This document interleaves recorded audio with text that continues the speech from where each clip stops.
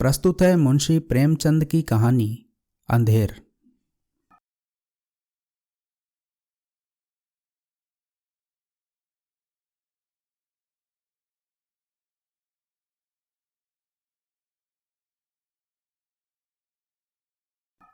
नाग पंचमी आई।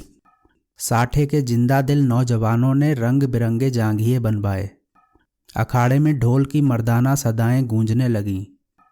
आसपास के पहलवान इकट्ठे हुए और अखाड़े पर तंबोलियों ने अपनी दुकानें सजाईं, क्योंकि आज कुश्ती और दोस्ताना मुकाबले का दिन है। औरतों ने गोबर से अपने आंगन लीपे और गाती बजाती कटोरों में दूध चावल लिए नाग पूजने चलीं। साठे और पाठे दो लगे हुए मौजे थे, दोनों गंगा के किनारे। खेती में ज़्यादा मशक्कत नहीं करनी पड़ती थी, इसीलिए आपस में फौजदारियां खूब होती थीं। आदिकाल से उनके बीच होड़ चली आती थी। साठे वालों को यह घमंड था कि उन्होंने पाठे वाले को कभी सिर न उठाने दिया। उसी तरह पाठे वाले अपने प्रतिद्वंदियों को नीचा दिखलाना ही जिंदगी का सबसे बड़ा काम समझते थे। उनका इतिहास विजयों की कहानियों से भरा हुआ था। पाठे के चरवाहे यह गीत गाते हुए चलते थे, साठे वाले कायर सगरे, पाठे वाले हैं सरदार। और साठे के धोबी गाते, साठे वाले 60 हाथ के, जिनके हाथ सदा तरवार। उन लोगन के जन्म नसाए, जिन पाठे मान लीन अवतार। गरज आपसी होड़ का यह जोश बच्चों में माँ दूध के साथ दाखिल होता था, और उसके प्रदर्शन का सबसे अच्छा और ऐतिहासिक मौका यही नाग पंचमी का दिन था। इस दिन के लिए साल भर तैयारियां होती रहती थीं। आज उनमें मार्के की कुश्ती होने वाली थी। साठे को गोपाल पर नाज था, पाठे को बलदेव पर गर्व। दोनों सूरमा अपने अपने फरीक की दुआएं और आरजुएं लिए हुए अखाड़े में उतरे। तमाशाइयों पर चुंबक का सा असर हुआ। मौजे के चौकीदार ने लठ और डंडों का यह जमघट देखा और मर्दों की अंगारे की तरह लाल आंखें तो पिछले अनुभव के आधार पर बेपता हो गए। इधर अखाड़े में दांव पेच होते रहे। बलदेव उलझता था, गोपाल पैंतरे बदलता था। उसे अपनी ताकत पर नाज था, इसे अपने कर्तव्य पर भरोसा। कुछ देर तक अखाड़े से ताल ठोंकने की आवाजें आती रहीं। तब एकाएक बहुत से आदमी खुशी के नारे मार मार उछलने लगे। कपड़े और बर्तन और पैसे और बतासे लुटाए जाने लगे। किसी ने अपना पुराना साफा फेंका, किसी ने अपनी बोसीदा टोपी हवा में उड़ा दी। साठे के मनचले जवान अखाड़े में पिल पड़े और गोपाल को गोद में उठा लाए। बलदेव और उसके साथियों ने गोपाल को लहू की आंखों से देखा और दांत पीस कर रह गए। 10 बजे रात का वक्त और सावन का महीना। आसमान पर काली घटाएं छाई थीं। अंधेरे का यह हाल था कि जैसे रोशनी का अस्तित्व ही नहीं रहा। कभी कभी बिजली चमकती थी, मगर अंधेरे को और ज़्यादा अंधेरा करने के लिए मेढकों की आवाज़ें जिंदगी का पता देती थीं, वरना चारों तरफ मौत थी। खामोश, डरावने और गंभीर साठे के झोपड़े और मकान इस अंधेरे में बहुत गौर से देखने पर काली काली भेड़ों की तरह नजर आते थे। ना बच्चे रोते थे, ना औरतें गाती थीं। पवित्र आत्मा बुढ़े राम नाम ना जपते थे, मगर आबादी से बहुत दूर। कई पुरसोर नालों और ढाक के जंगलों से गुजरकर ज्वार और बाजरे के खेत थे, और उनकी मेड़ों पर साठे के किसान जगह जगह मड़ैया डाले खेतों की रखवाली कर रहे थे। तले जमीन, ऊपर अंधेरा, मीलों तक सन्नाटा छाया हुआ। कहीं जंगली सूअरों के गोल, कहीं नील गायों की रेबड़। चिलम के सिवा कोई साथी नहीं, आग के सिवा कोई मददगार नहीं। जरा खटका हुआ और चौंक पड़े। अंधेरा भय का दूसरा नाम है। जब मिट्टी का एक ढेर, एक ठूंठा पेड़ और घास का ढेर भी जानदार चीजें बन जाती हैं, अंधेरा उनमें जान डाल देता है। लेकिन यह मजबूत हाथों वाले, मजबूत जिगर वाले, मजबूत इरादे वाले किसान हैं कि यह सब शक्तियां झेलते हैं। ताकि अपने से ज़्यादा भाग्यशाली भाइयों के लिए भोग विलास के सामान तैयार करें। इन्हीं रखवालों में आज का हीरो, साठे का गौरव, गोपाल भी है, जो अपनी मड़ैया में बैठा हुआ है और नींद को भगाने के लिए धीमे सुरों में यह गीत गा रहा है। मैं तो से नैना लगाए पछताई रे। अचानक उसे किसी के पाँव की आहट मालूम हुई, जैसे हिरन कुत्तों की आवाज़ों को कान लगाकर सुनता है। उसी तरह गोपाल ने भी कान लगाकर सुना। नींद की अंघाई दूर हो गई।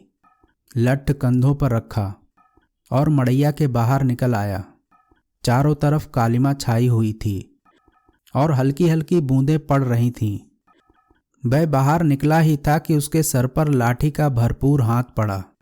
वह त्योराकर गिरा और रात भर वहीं बेसुध पड़ा रहा। मालूम नहीं उस पर कितनी चोटें पड़ीं। हमला करने वालों ने तो अपनी समझ में उसका काम तमाम कर डाला, लेकिन जिंदगी बाकी थी। यह पाठे के गैरतमंद लोग थे, जिन्होंने अंधेरे की आड़ में अपनी हार का बदला लिया था। गोपाल जाति का अहिर था, ना पढ़ा ना लिखा, बिल्कुल अक्खड़। दिमाग रोशन ही नहीं हुआ तो शरीर का दीपक क्यों घुलता। पूरे 6 फुट का कद, गठा हुआ बदन, ललकार कर गाता तो सुनने वाले मील भर पर बैठे हुए उसकी तानों का मजा लेते। गाने बजाने का आशिक, होली के दिनों में महीने भर तक गाता। सावन में मल्हार और भजन तो रोज का सगल था। निडर ऐसा कि भूत और पिशाच के अस्तित्व पर उसे विद्वानों जैसे संदेह थे। लेकिन जिस तरह शेर और चीते भी लाल लपटों से डरते हैं, उसी तरह लाल पगड़ी से उसकी रूह असाधारण रूप से भयभीत होती थी। लेकिन उस पर उसका कुछ बस ना था। सिपाही की वह डरावनी तस्वीर जो बचपन में उसके दिल पर खींची गई थी, पत्थर की लकीर बन गई थी। शरारतें गईं, बचपन गया, मिठाई की भूख गई, लेकिन सिपाही की तस्वीर अभी तक कायम थी। आज उसके दरवाजे पर लाल पगड़ी वालों की एक फौज जमा थी, लेकिन गोपाल जख्मों से चूर, दर्द से बेचैन होने पर भी अपने मकान के अंधेरे कोने में छिपा हुआ बैठा था। नंबरदार और मुखिया, पटवारी और चौकीदार रोब खाए हुए ढंग से खड़े दरोगा की खुशामद कर रहे थे। कहीं अहीर की फरियाद सुनाई देती थी, कहीं मोदी का रोना धोना, कहीं तेली की चीख पुकार, कहीं कमाई की आंखों से लहू जारी। कलवार खड़ा अपनी किस्मत को रो रहा था। फोहस और गंदी बातों का गर्म बाजारी था। दरोगा जी निहायत कारगुजार अफसर थे। गालियों में बात करते थे। सुबह को चारपाई से उठते ही गालियों का वजीफा पढ़ते थे। मेहतर ने आकर फरियाद की, हुजूर अंडे नहीं हैं। दरोगा जी हंटर लेकर दौड़े और उस गरीब का भुरकुस निकाल दिया। सारे गांव में हलचल पड़ी हुई थी। कांस्टेबल और चौकीदार रास्ते पर यूं अकड़ते चलते थे कि गोया अपनी ससुराल में आए हैं। जब गांव के सारे आदमी आ गए तो वारदात हुई और इस कमबख्त गोपाल ने रपट तक ना की। मुखिया साहब बेंत की तरह कांपते हुए बोले, हुजूर अब की माफ़ी दी जाए। दरोगा जी ने गजबनाक निगाहों से उसकी तरफ देखकर कहा, यह इसकी शरारत है। दुनिया जानती है कि जुर्म को छुपाना जुर्म करने के बराबर है। मैं इस बदमाश को इसका मजा चखा दूंगा। वह अपनी ताकत के जोश में भूला हुआ है और कोई बात नहीं। लातों के भूत बातों से नहीं मानते। मुखिया साहब ने सिर झुकाकर कहा, हुजूर अब की माफ़ी दी जाए। दरोगा जी की त्योरियां चढ़ गईं और झुंझलाकर बोले, अरे हुजूर के बच्चे, कुछ सठिया तो नहीं गया है? अगर इसी तरह माफ़ी देनी होती तो मुझे क्या कुत्ते ने काटा था कि यहाँ तक दौड़ा आता? ना कोई मामला ना मामले की बात, बस माफ़ी की रट लगा रखी है। मुझे ज़्यादा फुर्सत नहीं है, नमाज पढ़ता हूँ। तब तक तुम अपना सलाह मशवरा कर लो और मुझे हंसी खुशी रुखसत करो, वरना गोसखा को जानते हो, उसका मारा पानी भी नहीं मांगता। दरोगा तकवे व तहारत के बड़े पाबंद थे। 5 वक्त की नमाज पढ़ते, और 300 रोजे रखते। ईदों में धूमधाम से कुर्बानियां होती। इससे अच्छा आचरण किसी आदमी में और क्या हो सकता है।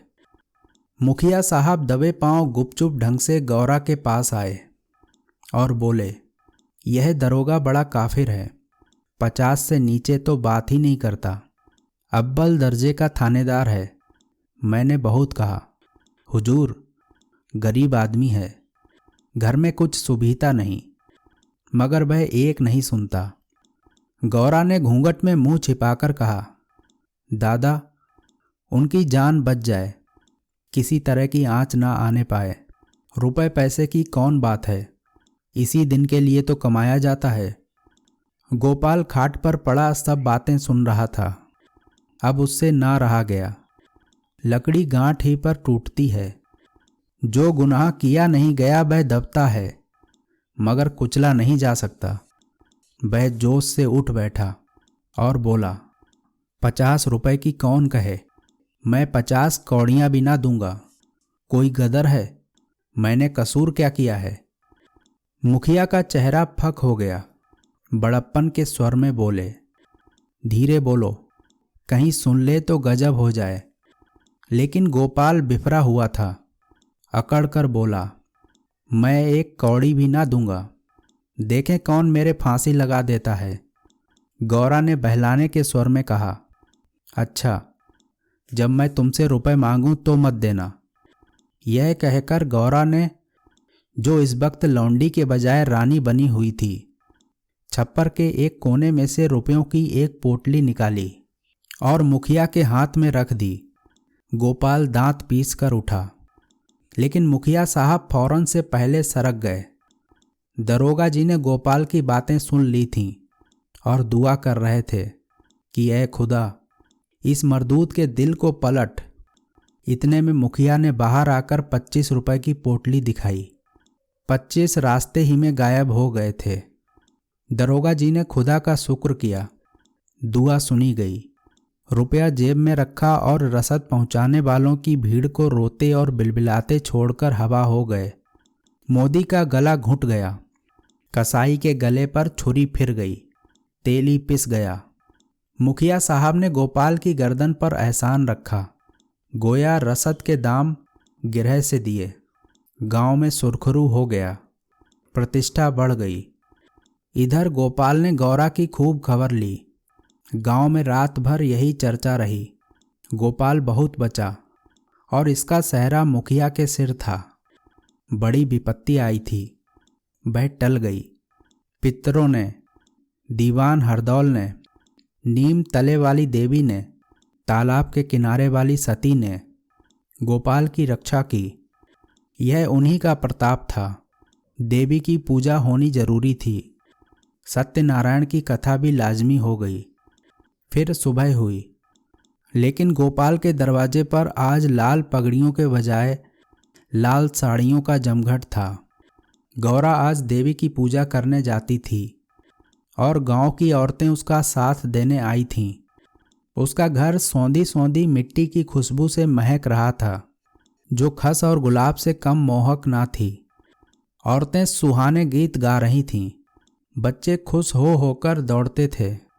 देवी के चबूतरे पर उसने मिट्टी का हाथी चढ़ाया। सती की मांग में सिंदूर डाला। दीवान साहब को बतासे और हलवा खिलाए। हनुमान जी को लड्डू से ज़्यादा प्रेम है, उन्हें लड्डू चढ़ाए। तब गाती बजाती घर को आई और सत्यनारायण की कथा की तैयारियां होने लगीं। मालिन फूल के हार, केले की साखें और बंधन बारे लाईं। कुम्हार नए नए दिए और हांडियां दे गया। बारी हरे ढाक के पत्तल और दोने रख गया। कहार ने आकर मटकों में पानी भरा। बढ़ई ने आकर गोपाल और गौरा के लिए 2 नई नई पीढ़ियां बनाईं। नाइन ने आंगन लीपा और चौक बनाई। दरवाजे पर बंधन बारें बंध गईं। आंगन में केले की साखें गड़ गईं। पंडित जी के लिए सिंहासन सज गया। आपस के कामों की व्यवस्था खुद ब खुद अपने निश्चित दायरे पर चलने लगी। यही व्यवस्था संस्कृति है, जिसने देहात की जिंदगी को आडंबर की ओर से उदासीन बना रखा है।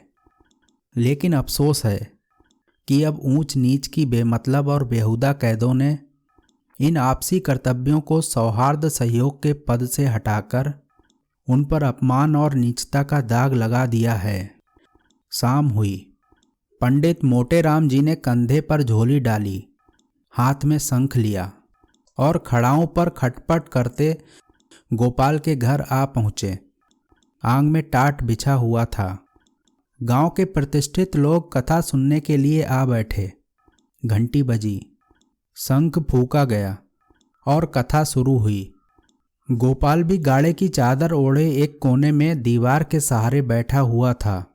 मुखिया, नंबरदार और पटवारी ने मारे हमदर्दी के उससे कहा, सत्यनारायण की महिमा थी कि तुम पर कोई आँच ना आई। गोपाल ने अंगड़ाई लेकर कहा, सत्यनारायण की महिमा नहीं, यह अंधेर है।